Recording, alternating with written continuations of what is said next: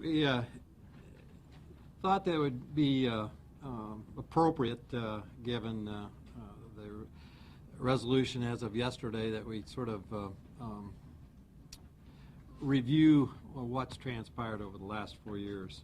And I thank Lieutenant Colonel Martin for being here today from the Sheriff's Office. Most importantly, what we want to do on behalf of the office is just to share our gratitude and appreciation for the residents of Richmond Hill and those who were victimized in this conspiracy. They have shown extraordinary patience and willingness to continue to be engaged in this process, in spite of the fact that we obviously took 4 years from the time that these charges were filed to reach the resolution as of the end of this year.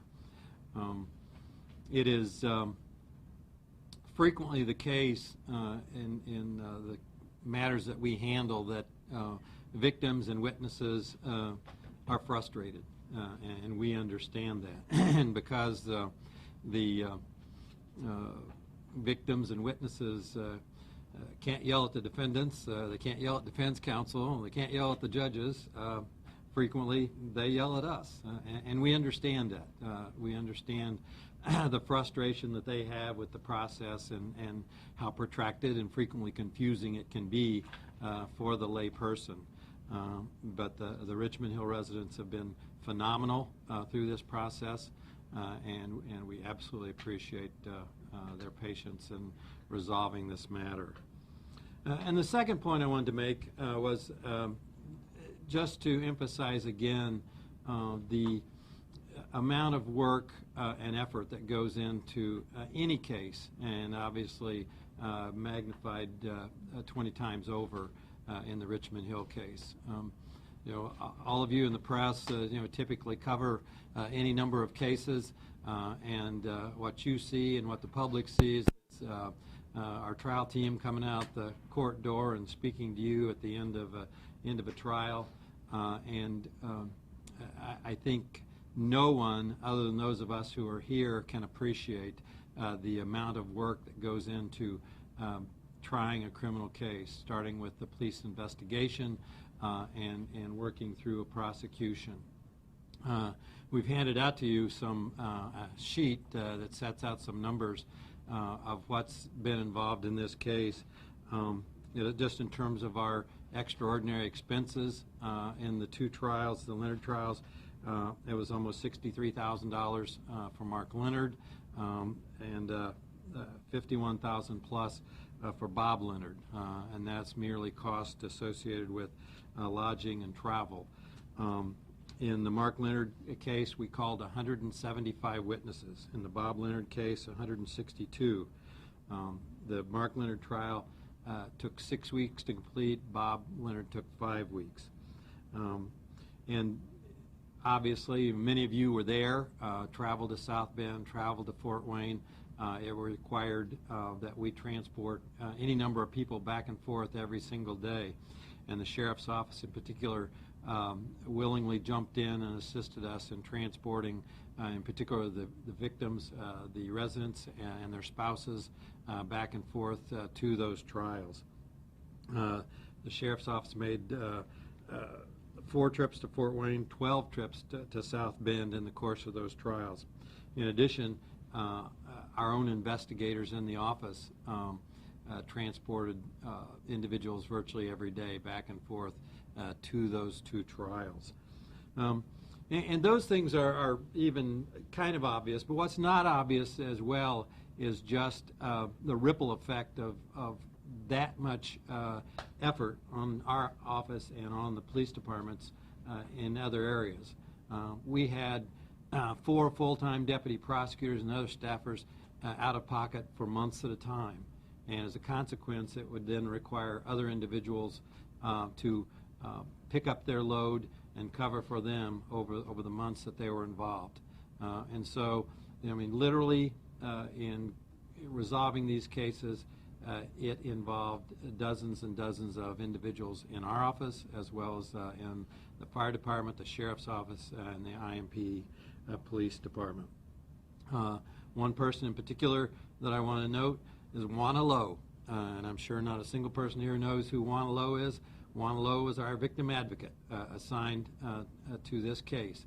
And I assume you can imagine the amount of contact required with the dozens and dozens of witnesses and residents involved in this case. And that Juana then served as the primary contact, answering their questions on a daily basis. A couple of things that we thought you might find of interest that were not, for going to be apparent reasons, not public. The initial information in the investigation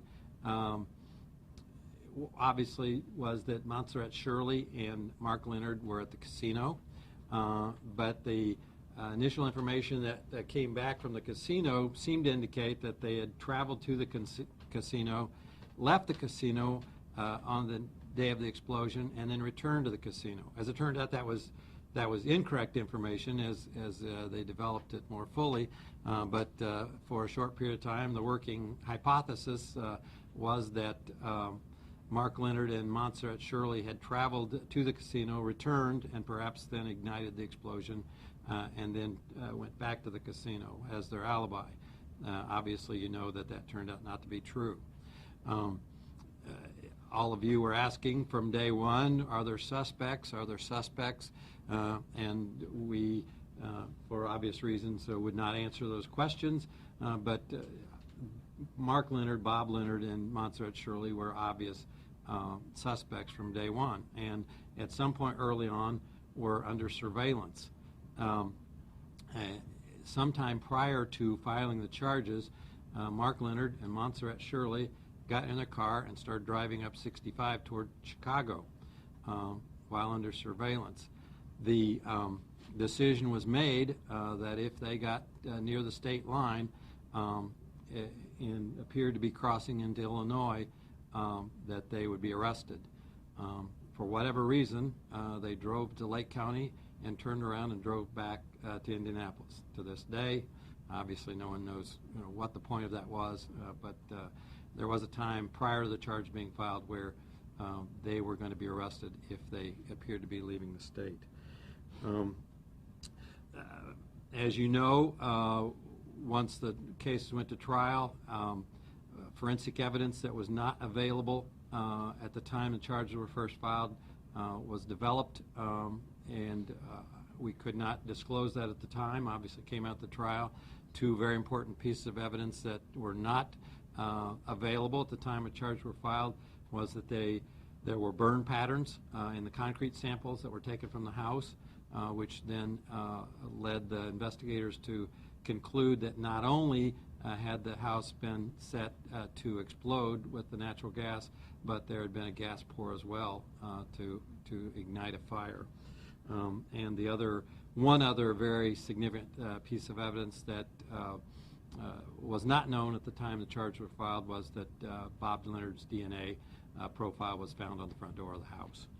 And again, we want to thank the residents, Detective Wager, and all of the investigators, IMPD, ATF, Homeland Security, Lieutenant Garza and the Fire Department, arson investigators, Sheriff's Office, and all those who assisted in this significant effort.